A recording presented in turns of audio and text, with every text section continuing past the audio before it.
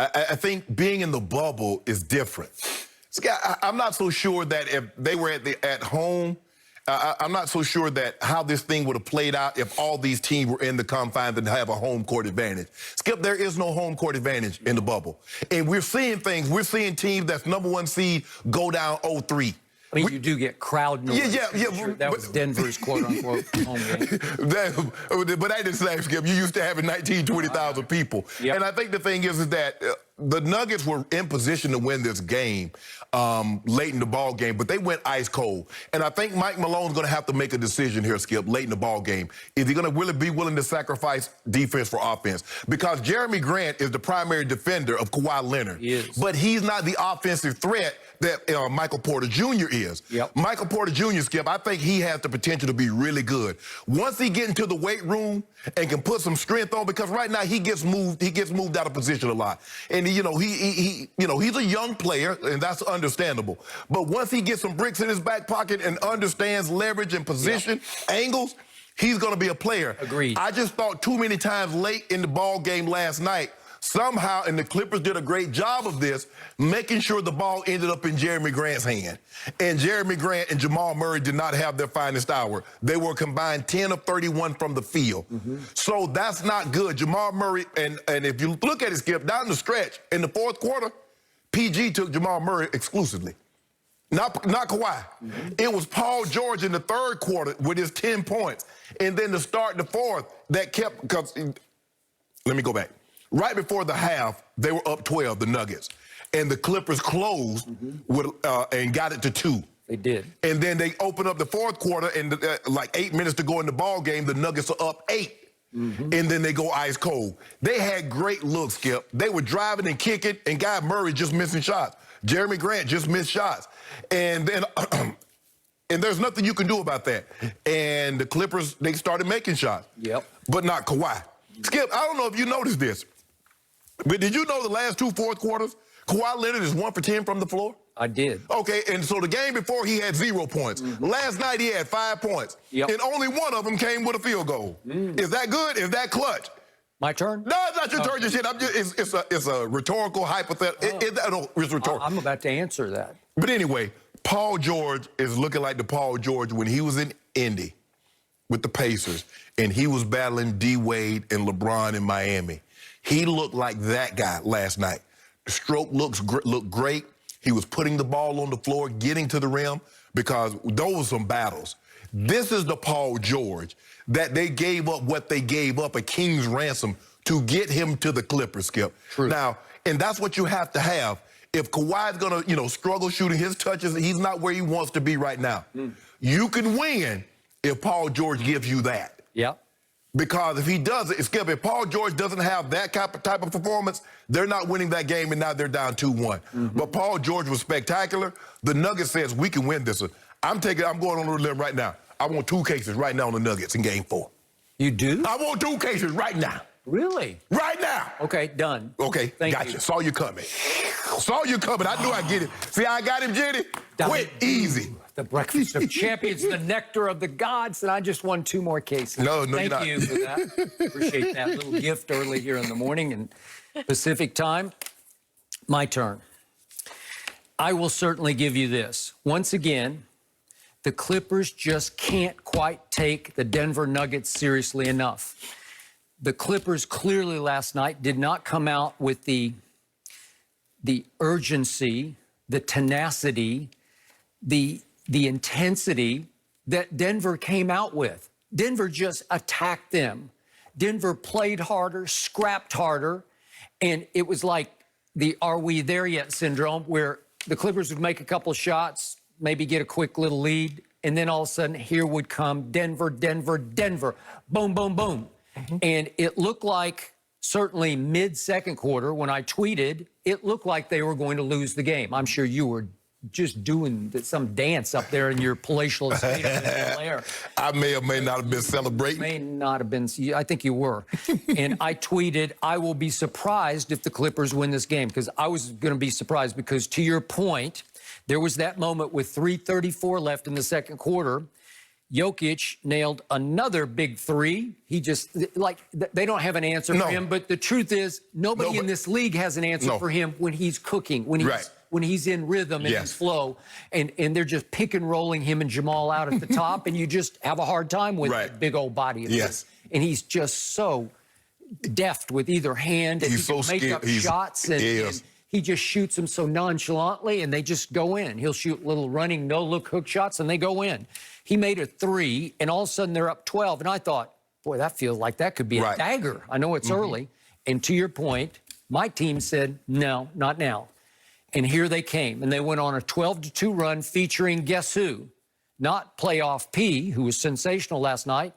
That Kawhi guy in a severe shooting slump scored 6 of the 12 points to get them back in the game, down only 2 at halftime. But here we go into the second half, and Denver, again, it was like, are we there yet? Is that enough? Are you guys going to quit now? No, we're not going to quit. And here goes Denver tearing out to another 10-point lead, thanks to Jokic 3. That was with middle of the third quarter. And here came the Clippers again.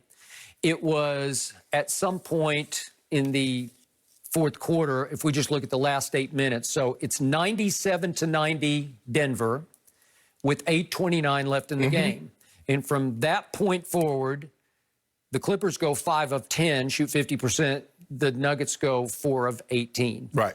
Jeremy Grant did have 2 fairly, semi-open threes, and he missed both of those. Gary Harris, who just killed the Clippers down the stretch the other night, had 1 open 3 and missed that. Right. And now let's see what really happened in that stretch.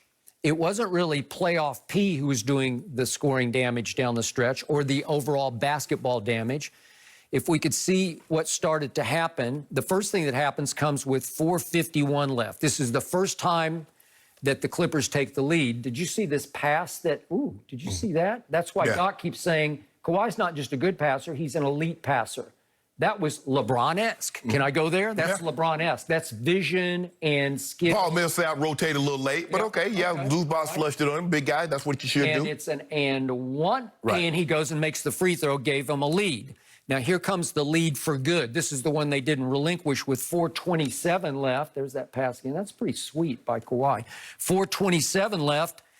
Kawhi finally said, okay, I got that one. It's a free throw line jumper that he created space on, and he shot it with conviction. That's the only shot he made in the fourth quarter. That gave them the lead for good, that they never looked back and relinquished. And then we get to 1:47 in the game. And if we could see Jamal Murray just freight train, he is wide open to just slam this with a head of steam. And Kawhi said, not on my watch. I will stand in front of you, and I'm not going to take the charge. I'm going to take the basketball from you. And again, that's a grown man play where he basically blocked it with his middle finger. That's all that he really got on the ball. He flipped him off. Get the F out of here. but think about the strength to have in your middle finger. And it does not speak that well for young Jamal Murray that you can't dunk through a middle finger. Really? Hey. Can't you slam that through? He was trying. I'm going to give him an A for effort, but he got to get a D for execution. He gave it all he had. He did. He ate it. Yes. He ate it, and that could have cut it to 4, and it would still been a game with 1:47 left. So I'd say that was a pretty key defensive play. Yeah, absolutely. And then finally, the Nuggets don't go away, so I never write them off because they got such firepower on the floor, that a bunch of three-point bombers.